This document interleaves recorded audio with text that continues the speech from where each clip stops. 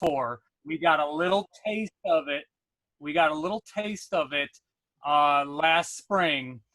So first, I want to start with gifts. I want to start with all the information you need to know.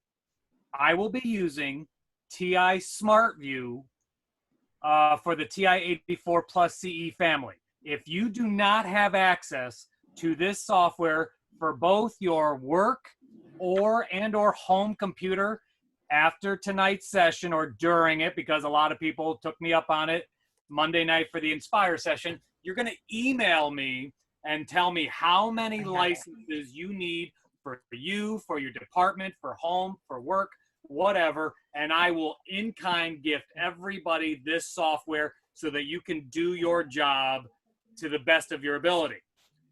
Now, if your school uses Chromebooks, TI has decided to make the Chromebook app for the TI-84 Plus free all the way to July 15th, 2021. So if your district uses Chromebooks and the 84 Plus, you can email me and I can send you the extension for your IT to push out the TI-84 app for the Chromebooks. So this is grab him and then get it on the way back. Free stuff for everyone. If you have an older version of the 84 Plus, please be sure to update it. We want you to have the full access of all the technology.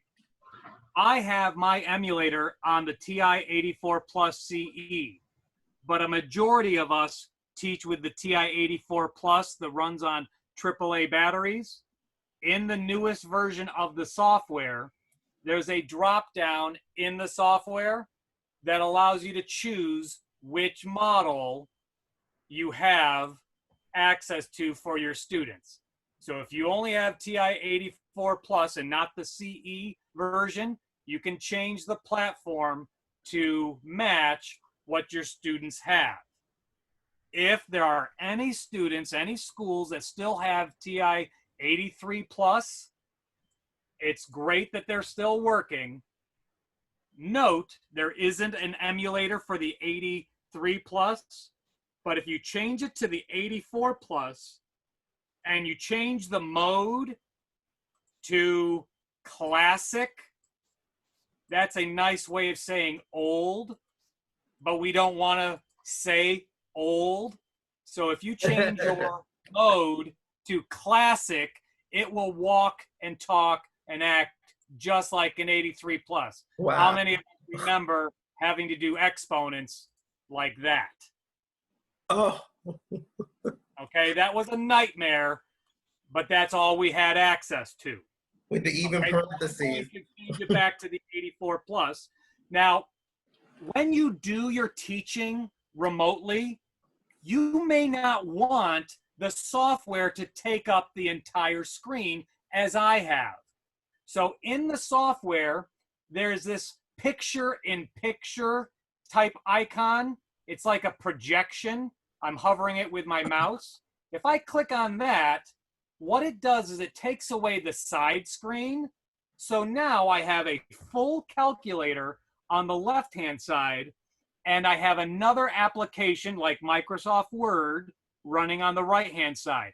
When you're trying to lead your instruction, you're not going to just have the calculator. You're going to have questions up there. You're going to have your lesson up there, maybe guided notes, something like that. Maybe you're taking them to a website and you want to get data from that. So it's that little icon of a picture-in-picture, which will allow you to share your screen with another application. And once you have that, you can resize as big or as small as you wish for your software. Wow. So Dana, I'm thinking about the number of ways that could also be used as a space to support students probably after instruction with tutoring. I'm thinking about that document on the right could be a collaborative document where kids are kind of writing, noticing and wondering statements from something you do on the calculator. So this space can more than just be a posting space, but it could be a place where kids are posting comments to the actions they see on the calculator. And because we won't be face to face with our students all the time, hand holding is going to be very tricky, especially for our less than stellar math students. I like to show this, that if you wanted to, you could click on the screen itself, drag over to another application, and you can do screenshots simply by click, dragging, and dropping from the software itself. So I'm just click, dragging, and dropping right from the emulator. So if you had a lesson where you wanted to save some images, that's how I would go about doing that.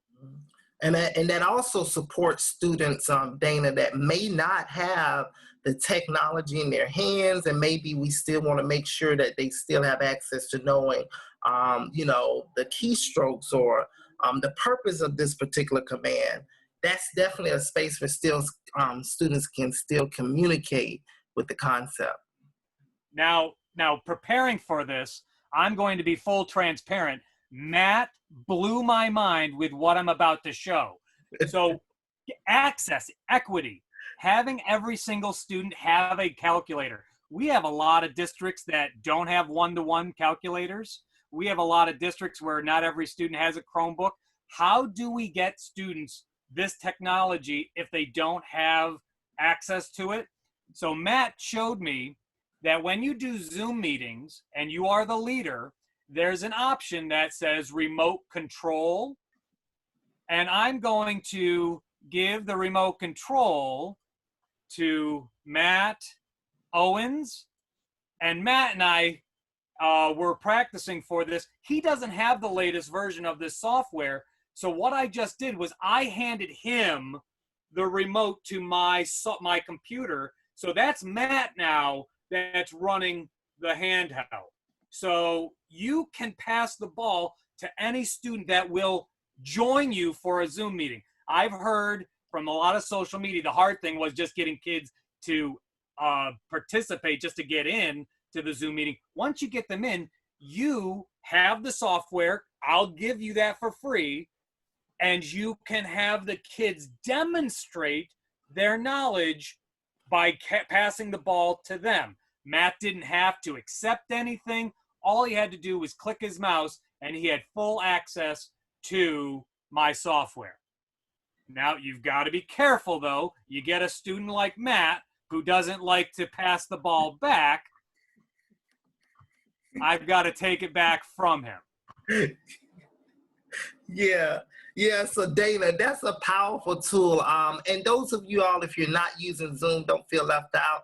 If you're using Microsoft Teams, there's one that's called Remote Control Access there. I'm not sure about Google Meet, but I do know for those two platforms, Zoom and Microsoft Teams, that you can throw the baton. And as the host, I know in Zoom, the host can disable the remote control access at any point. So if you know of requests open, you can also close it up with that response. Great tool, great tool. And then Dana, I love that tool also because it actually makes the kid a live presenter.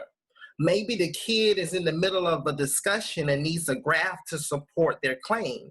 And then just having this access here kind of gives them a whole different solidarity to their voice.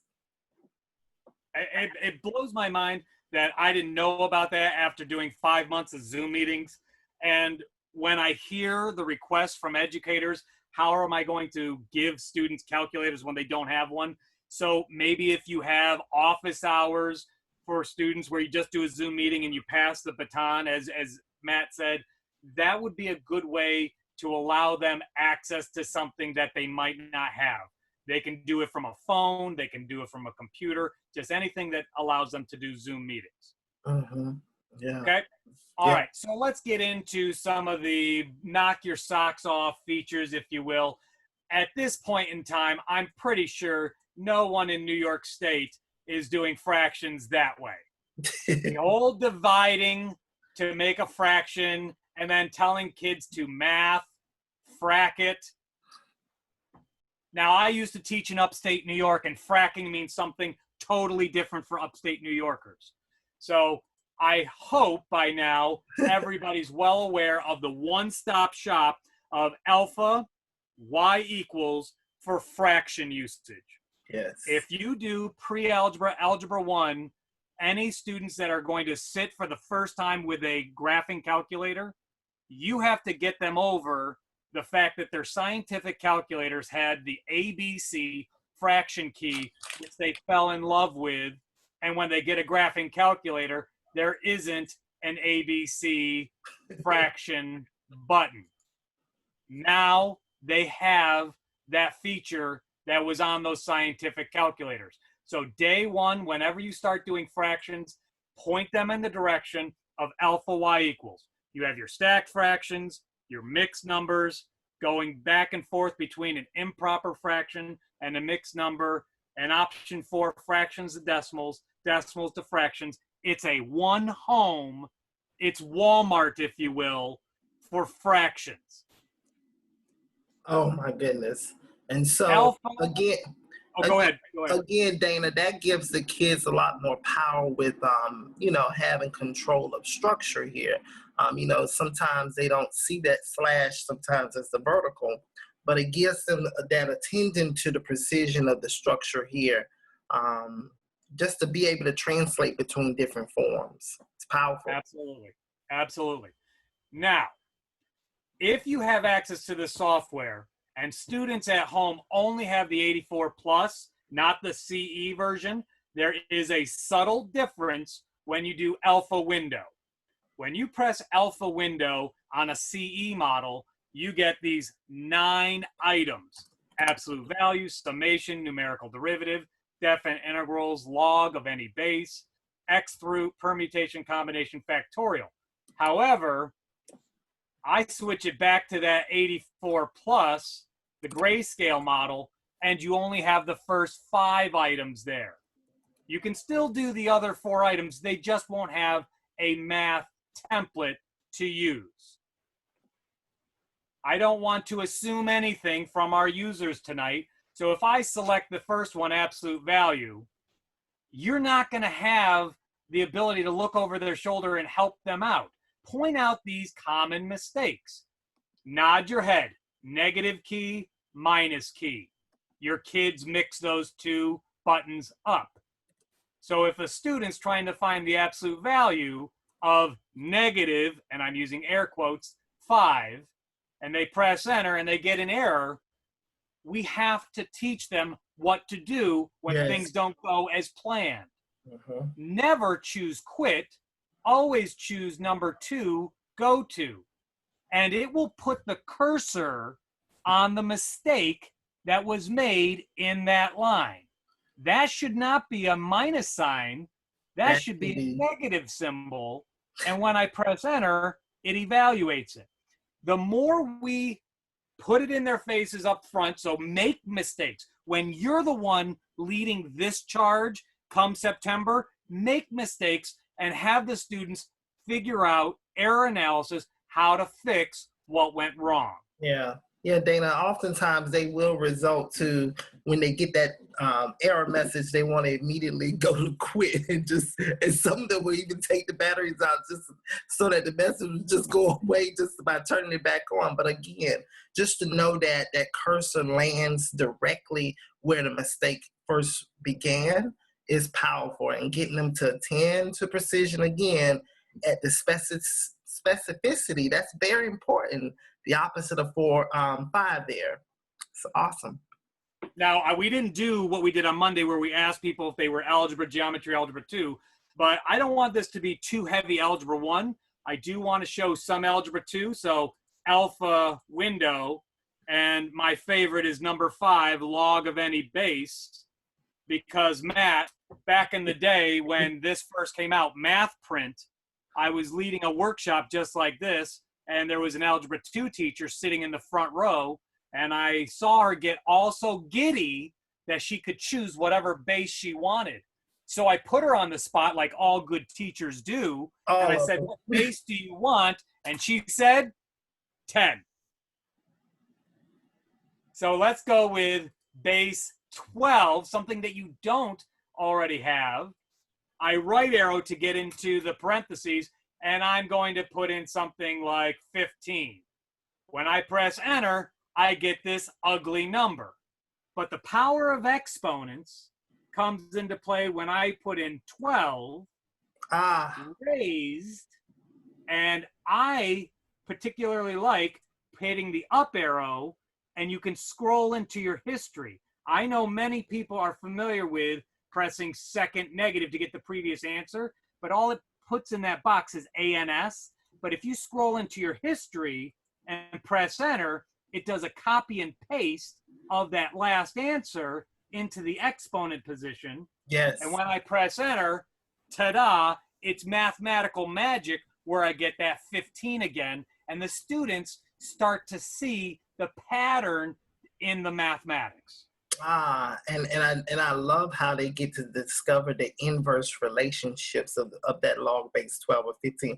Dana, I want you to try another tool, another way to use this calculator page with this kind of powerful connotation. I want you to take the number I, second followed by decimal, and just press enter. All right, and now I want you to enter I squared, press enter. I cubed, press enter. I to the 4th, press enter. I could be sounding kind of arithmetically powerful, but this is another way to kind of engage students in the mathematical practice of expressing regularity and repeated reasoning. So here I'm trying to get students engaged with understanding the cyclic power of the powers of I, that cyclic nature. But again, just having every line to have a different output of an exponent is powerful. And so now, Dana, when you press I to the 5th, if we pose the purposeful question, hopefully we can get kids to discover, as we're increasing that power of I, that these outputs and these equivalences are repeating for every 4th power. This is, again, powerful. I'm thinking another way, like the laws of exponents, something that starts as early as middle school. Very good, very good. Alpha Zoom, here's a shortcut for creating a matrix, and you can use your arrow keys to navigate, and I select a 2-row, 3-column matrix, and when I press enter to select OK, I'm starting systems of linear equations now. So I could put in my coefficients. So this system of equations will be x plus y equals 10 and 2x minus y equals 11. So I would put in 1, 1, 10, and I always pay attention to the arrows. Sesame Street always sang about follow the arrows, they show you where to go. A lot of the students would press the down arrow and then they'd have to press the left arrow a few times. But if I press the right arrow, it goes to the next logical position. The second equation was 2x minus y, so -1, equals 11. And I'll simply press enter so that I have my system of equations, the coefficients, if you will, all saved into the calculator. I'm going to go into the matrix menu. So I'll press second matrix, which is the inverse of x. Mm-hmm. In that math menu, There's buried treasure, Matt. And you know who loves buried treasure? Pirates. Pirates love buried treasure. So at the bottom of this menu, you're going to see RREF, as pirates would call it. R. Okay? So we used reduced row echelon form. We copy and paste the original entry. And remember, we put in the X's, then the Y's, then the solution. So our output now says 1X and 0 Y's is 7. So X is 7. 0X and 1 Y is 3. Y is 3.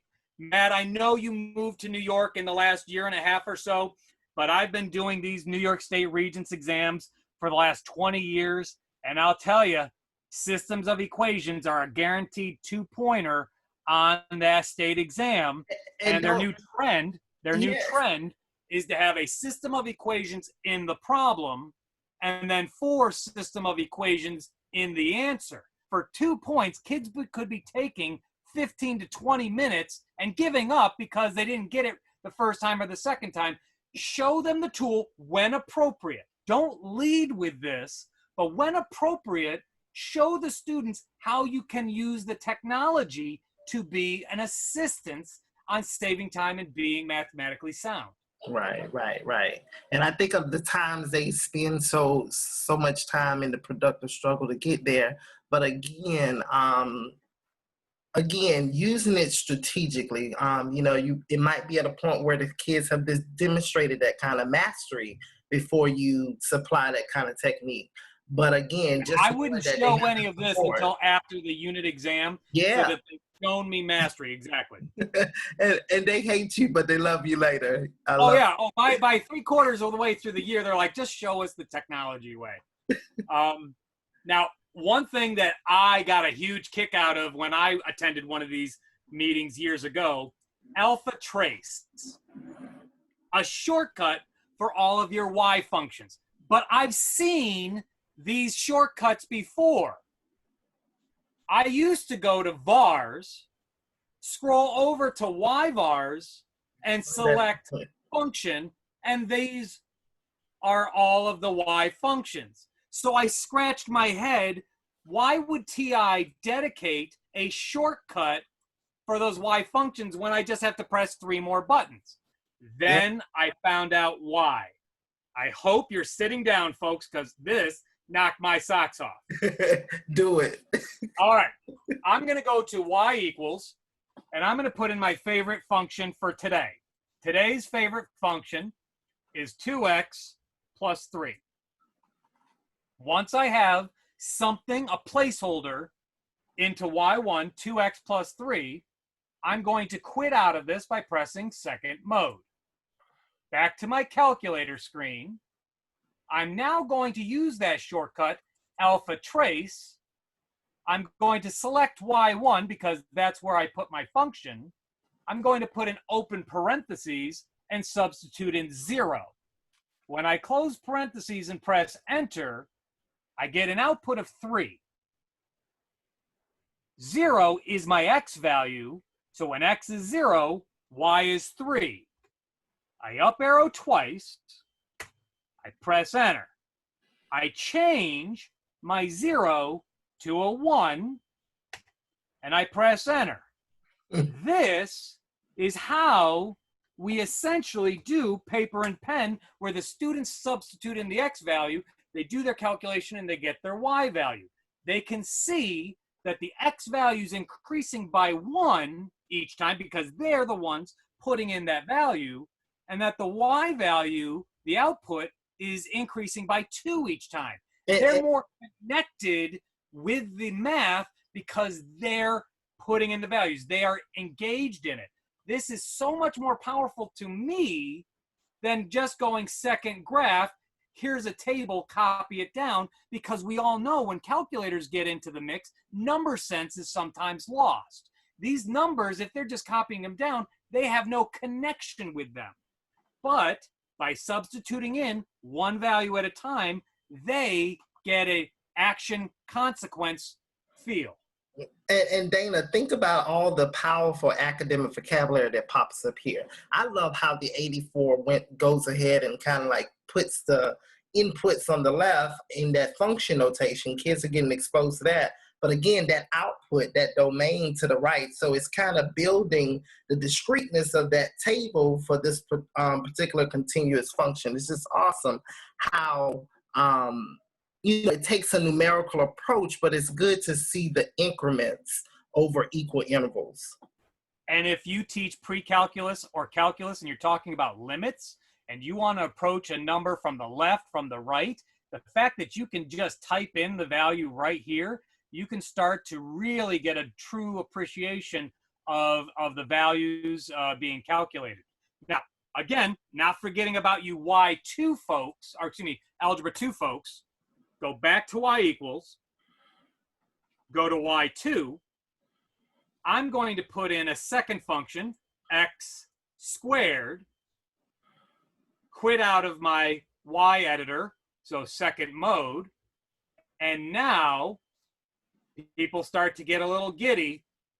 Alpha trace, select y1, open parentheses, alpha trace, select y2, open parentheses, and you can now do composition of functions just on your calculator screen. Now, our composition of functions commutative.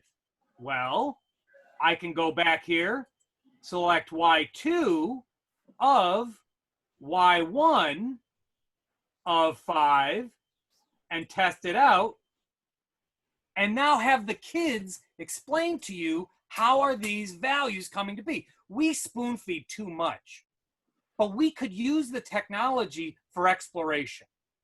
Yes, yeah. I think this is really cool stuff.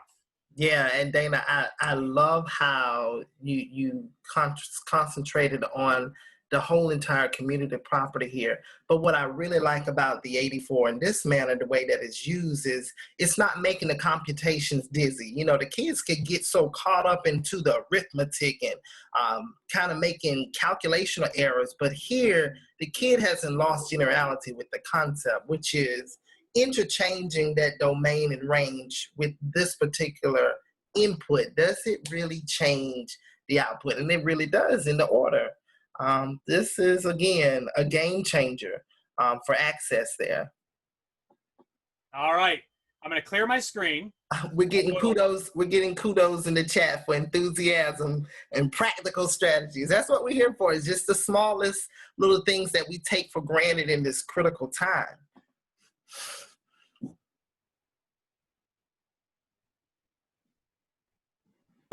I went to battle for you, and I'm so happy.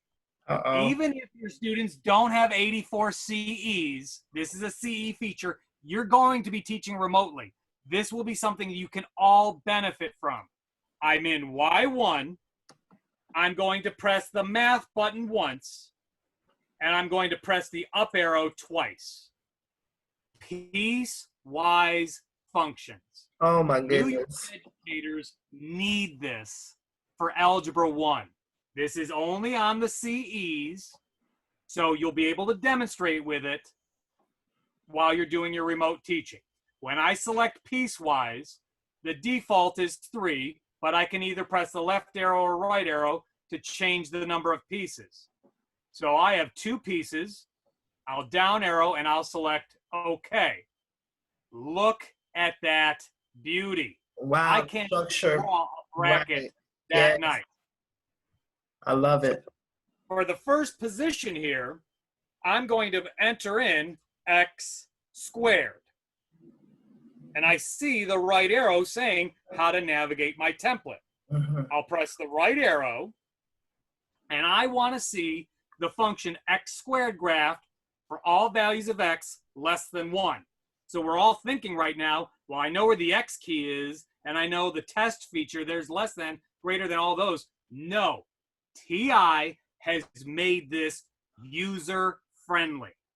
When you press second math to access the test feature, there's a new column here that was never on our TI-83, 84. That new column is conditions. Conditions. TI has built in all of the conditions for things like piecewise. So I said I wanted to see for all values of x less than 1. So if I select number 2 right now, I can then just put in 1. Hey, Matt, have you been listening to me? How can I navigate to the next logical position on this template? I can press the right arrow, right? That's it. You press the right arrow. Yeah. Now I want to involve what I've already done with the absolute value. I mentioned that earlier. So absolute value, the template is located in alpha window, and I'll select absolute value of x, Structures. Mm-hmm. and I'm going to right arrow. I might have hit the down arrow. I'm going to right arrow to get to the proper box. And Go. And before when you end, Dana, let's go through it quickly one more time for those that need those steps repeated. Absolutely, absolutely. So here I'm going to look for x is greater than or equal to. So second, math, over to conditions, option 3, greater than or equal to 1. Now, I know you have calculators that have been used by many people, or you're not sure what the last window settings were. I never like to hit the graph key. I always recommend hitting zoom followed by the number 6, and that way I'll see Like standard base. the same window across the board. Yeah. Okay, so Matt, there was a chat request for how to do this again. Yeah, just quickly. Okay, so again, we start in the y equals and we press math, up arrow twice, and on the 84 CEs that have been updated. If you bought a CE from a retail store or your school bought you one and you've never updated it and you press the up arrow twice and that's not there, email me after this session. I'll walk you through how to update your calculators for free. Wow. You'll select piecewise. I recommend dropping it down to 2 pieces for this example. Left arrow to do that. Down arrow and select OK. And now you can put in your function into the first box. Right arrow, and you're now ready for your conditions. Conditions have been made for the user by doing second math, that's the test menu, over to conditions, and you can select your conditions right here.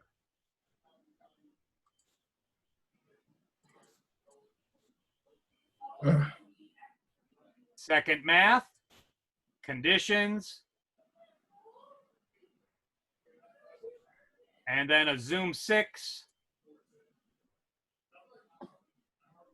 and you have your piecewise function. Wow. Now, Matt, I failed to say this at the beginning. If I'm going too fast, because that's the New Yorker in me, I've made a YouTube channel since COVID struck. I'm not allowed to come into many schools anymore, rightfully so. So I made a YouTube channel where I've broken down the TI-84, the TI-Inspire, Regents exams. I'll share that information later on. That's why people have to stay and they can't click off. I'll share the YouTube channel with you so that you can share it with your students. You can learn at your own pace.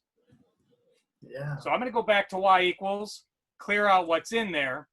I'm going to go back to the graph screen and say, Mr. Owens, what's missing? When I teach graphing, I have graph paper, I have paper, pen, I have a ruler. When I go to a graphing calculator, I see my axes, but what's missing? Those grid lines. Those grid lines. Just like graph paper. Just like graph paper. So if I press second zoom on the grid off line, so 3 lines down, the traditional 84s have a grid dot, which at least gives you some perspective. I had a lot of students counting boxes in my classroom. But on the CE, when you're teaching remotely, help the students out by turning on grid lines, and now they can see the boxes as they would paper and pen. This is going to be much more dynamic for your students when you're doing the instruction. And I like, Dana, if that grid line is there when I'm thinking in earliest grades 7 and 8, when kids are discovering the similarities of triangles and investigating slope with the similarities of those triangles, having that grid there kind of buttress that mathematical concept. And one nice thing about the 84 technology, once you turn that feature on, that feature stays on. You don't have to turn it on. Right, it's there forever. I love It's there. Well, not forever. I mean, we update operating systems, things like that, maybe put into test mode. So it's good for the students to know how to do that. All right, so I'm going to go back to y equals. I'm going to put in my second favorite function of the day, but this one is going to have a slope that's a fraction. So I'll start by pressing alpha y equals. Okay. I'll select that fraction template. I'm going to put 1 in the numerator, 3 in the denominator, x plus 2. Now, even though I've sung the praises of substituting in to y1, I'll go to my table, second graph. Now, some people are really enamored with how the table has cleaned up over the years. It used to have run-on decimals, and now you at least see fractions. And on the traditional 84s, it still has the slash, but it shows it as a fraction.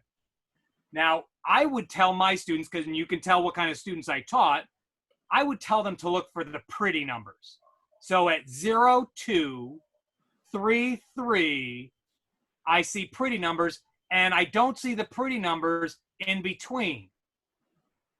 I see that every time the x changes by 3, I get a nice integer value for the y output. In the past, we've taught our students to go into the table setup. The problem with that is sometimes we have kids that want to watch the world burn. We have those kids that go into the independent and change it to ask and play around where they shouldn't be playing. I don't want kids here. So if I go back to my table as if I never left, and I have my cursor at a nice spot like the y-intercept, 0, 2, on any 84 family member, if you press the plus sign at the bottom of your screen, you'll see a delta table. That's for the change in x. I want my table to change by 3s. When I go and press enter right now, without ever leaving my table, I have a beautiful representation of my function with only nice, crisp integer values on the y1 side. And the kids get to visualize all those multiples in order and get to see the arithmetic progression there too. I mean, this is amazing. Now, in the software, at the top, there's what I call tri-view, where you see a rectangle and 3 mini rectangles on the right-hand side. If I were to turn that on and I do a refresh, I get a chance to see my equation, my graph, and my table simultaneously. We all preach multiple representation. We need to see connections between all the different forms. So I love this feature, but this was overwhelming for my kids to look at. I don't know which screen I'm supposed to be looking at, the equation, the graph, the table. I've got 2 tables right now. I don't know where to look. My English teacher taught me the KISS method. Keep it simple, but we were stupid, so he said keep it simple, stupid. Okay, so I like to show this, but I'm going to turn it off by clicking that button again. And instead, I want to connect it on one screen. I'm going to go back to graph. And I'm going to ask folks that are muted, because this is ridiculous, do you like the trace key? And 99 out of 100 will say no, because trace only shows the y-intercept nicely.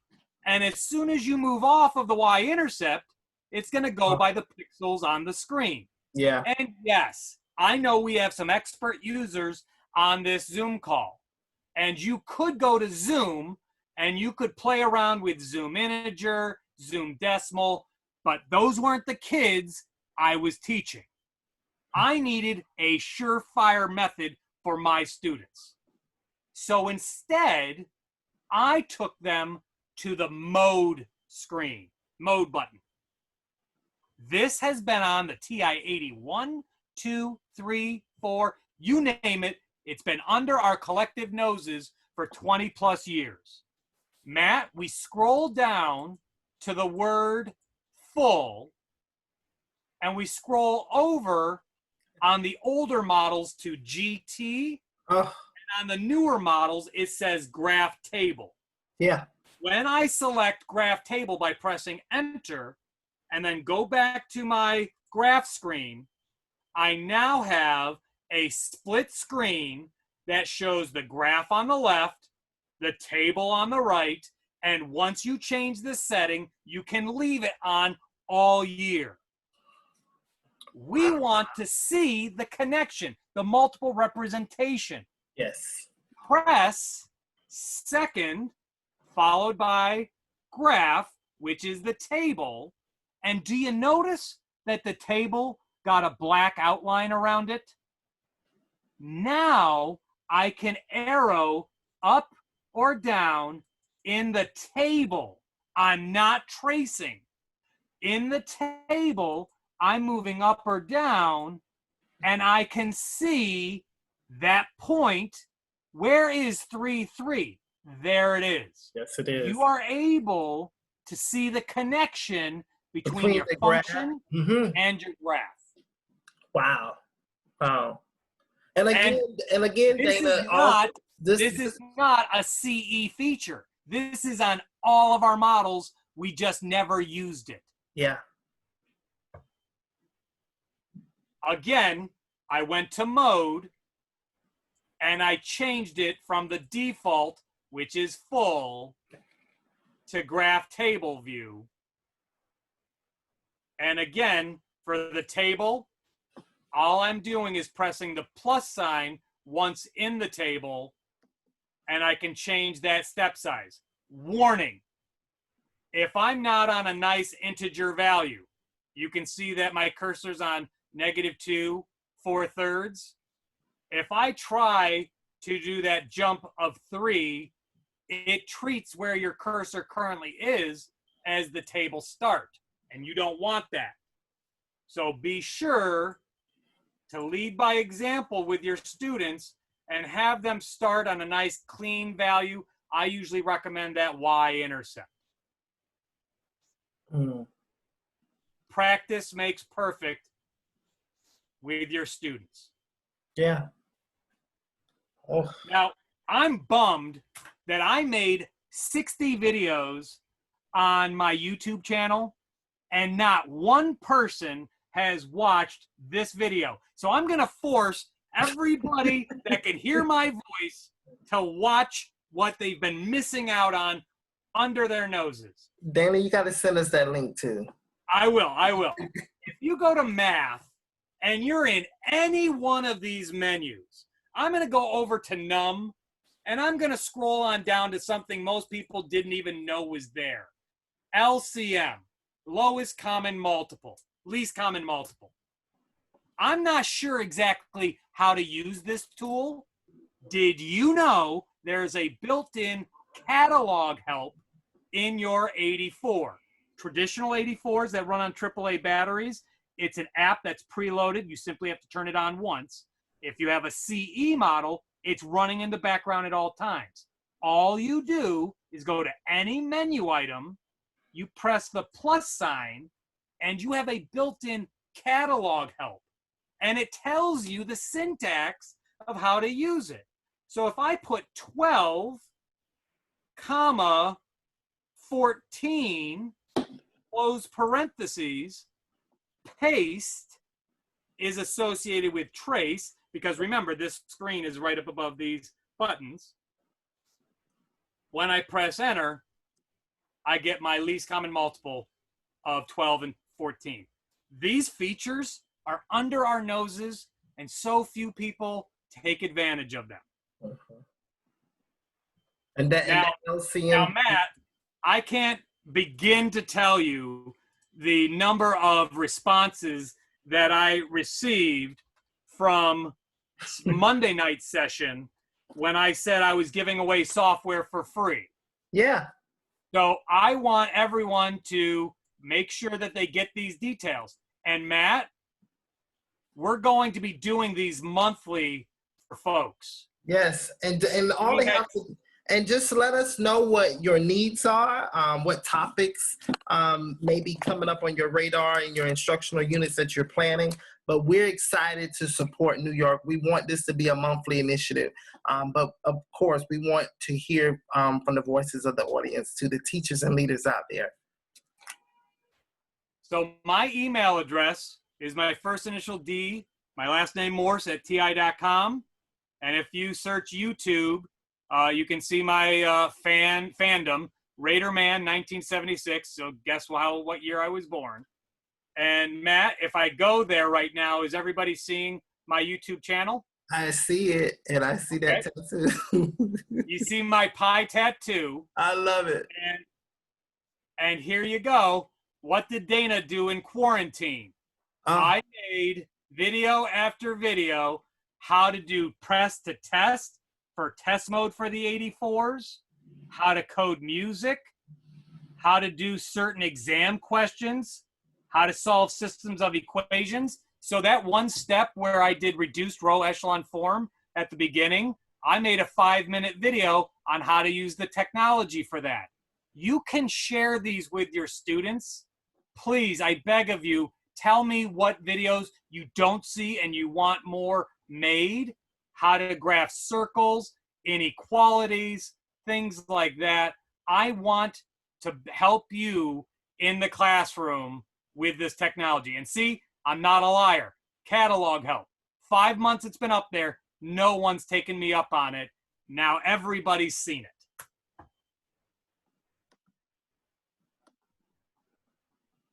So again, email me for the software. Email me for Chromebook extensions. I've already had quite a few conversations with Carl Place today.